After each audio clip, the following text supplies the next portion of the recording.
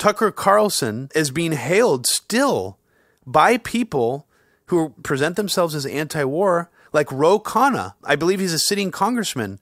Ro Khanna just promoted a Tucker Carlson article saying we need a left-right alliance on anti-war. Like Tucker Carlson writes this scathing critique on the neocons.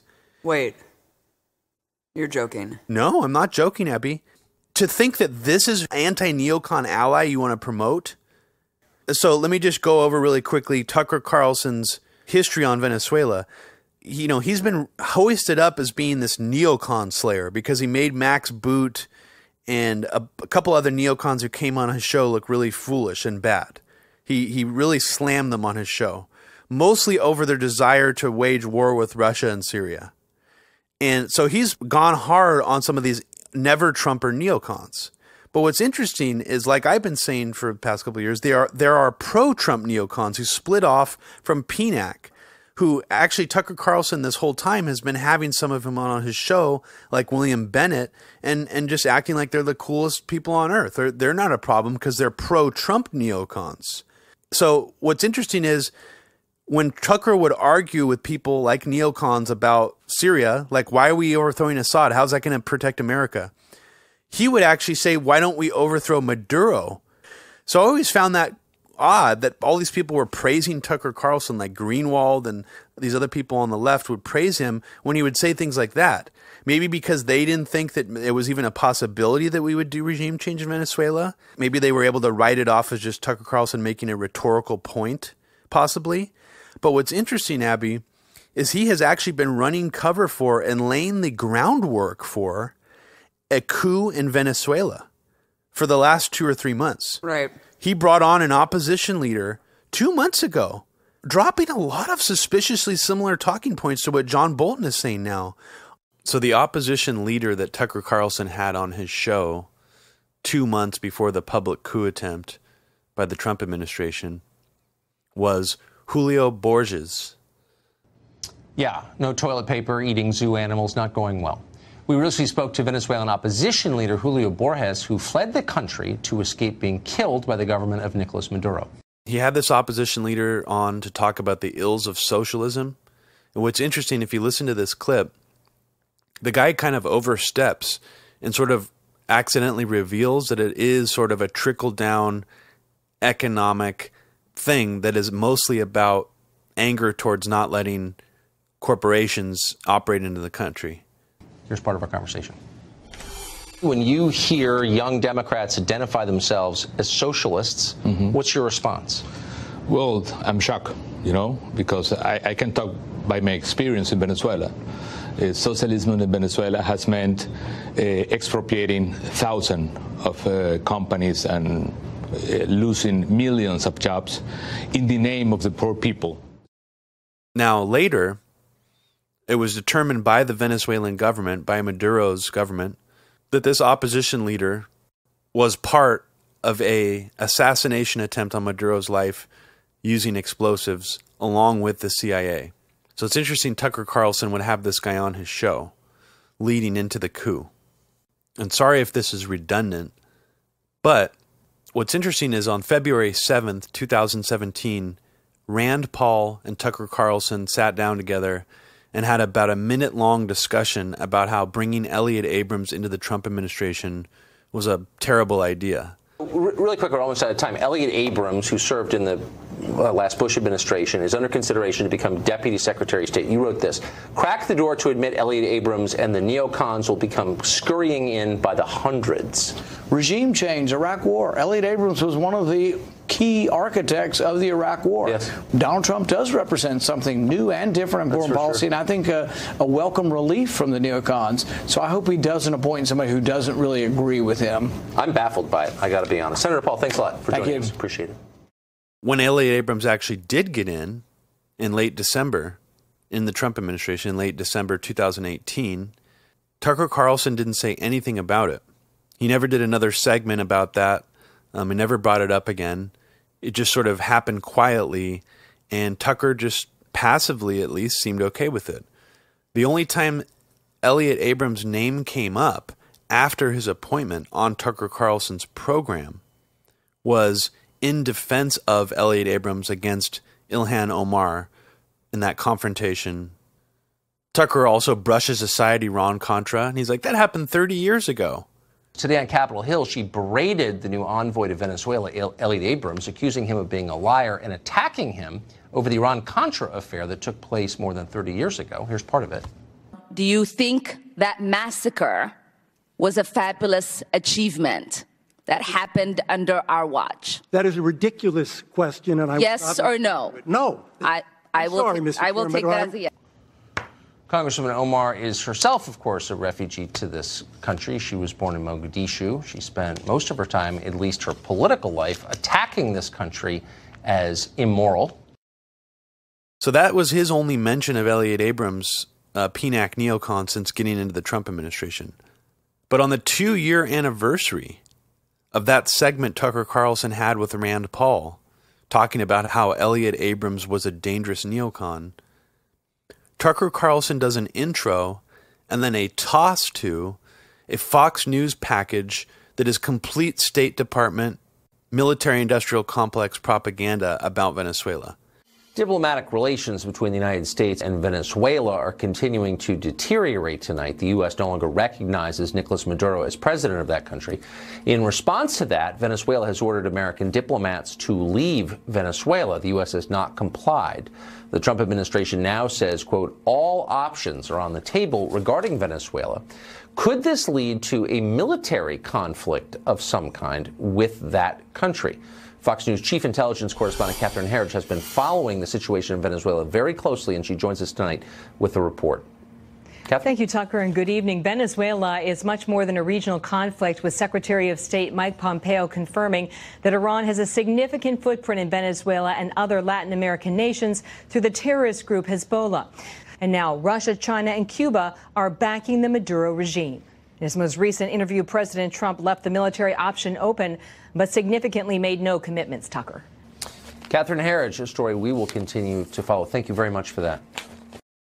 Tucker's intro to it is very strange because it's clear that it's a regime change operation of some kind. And Tucker's just there introing this Fox News segment, not pushing back on it at all. I feel like this is really important because when you want to ally with someone who's supposedly anti-neocon and anti-war and anti-the military-industrial complex, you have to wonder, why are they pushing along and allowing something like this to float on their program, and also basically running interference for Trump and his Venezuelan coup attempts. Last year, Tucker Carlson was having a Clinton official on with him to have a debate about the merits of overthrowing Assad in Syria. The world in our hemisphere, our neighbors, contiguous countries are collapsing, and we're ignoring that for the sake of some weird war in Syria 6,000 miles from here. Does this seem a little off to you? Well, as I said to you before, because we can't deal with every incidence of war criminalization doesn't mean we have to back away from dealing with Syria. Why wouldn't we deal with Maduro in Venezuela first? Well, more people, I mean, Maduro destroyed a first world country, almost first world country. Tucker Carlson said on April 17th, 2018 on his program. And this is not the first time he said something like this. So this is not an anti-regime change argument. This is, even if he's using it as a rhetorical point, which actually I don't think he is now at this point, because he is actually running interference for Trump, Bolton, Pompeo, Elliot Abrams coup attempts in Venezuela.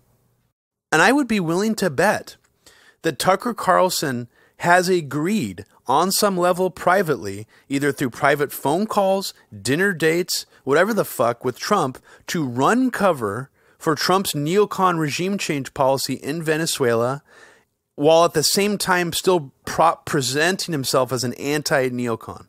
Because that's a really actually smart, effective strategy. It's a neat trick to get all these people to let their guards down and think you're this anti-neocon crusader, when in reality you've been secretly injecting them with pro-regime change of Venezuelan coup propaganda. Yeah, but Ro Khanna, isn't he smart enough to realize that? He was just speaking out against the Venezuela coup. I saw him on Democracy Now! Yeah, it's really fucking sad, Abby, because I think these people want access to Tucker Carlson's 3 million viewers. But what's really sad is that none of them will Why? Why do you want access to his viewers? Why? Because Glenn Greenwald's argument is, man, Am I going to turn on an opportunity to push back on like establishment orthodoxy to 3 million viewers? You know, he's basically said that. I can understand the argument that you're not going to argue with Tucker Carlson on his show. Like, if you want the access, you've already made a deal with the devil. Okay, I understand that. But why not, like, use Twitter and other social media to call him out when he pushes neocon regime change? Well, you just answered your own question. Because they are afraid they won't get access after they do that. Of course, Robbie. I mean, it's fucking pathetic. And so what happened recently? I want to know. Robbie, I think you answered your own question in previous episodes, is that these people hate the left and they hate socialism the most. Yeah. And that supersedes anything with any anti-war stuff, any sort of faux alliance. That's the ultimate goal, is to crush the left. Well, it's almost like and I don't even know if these people are looking at it this way. Like, I would like to think they're looking at it like the enemy of my enemy is my friend. But I actually think they believe Tucker Carlson is like a good guy who's like mostly good.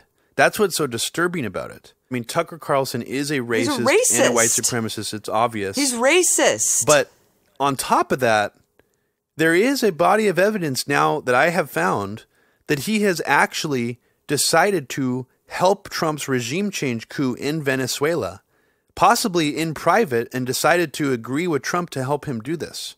It is very odd that he would act like he has this much animosity towards neocons and then just not say anything about Elliot Abrams getting in and then defend him.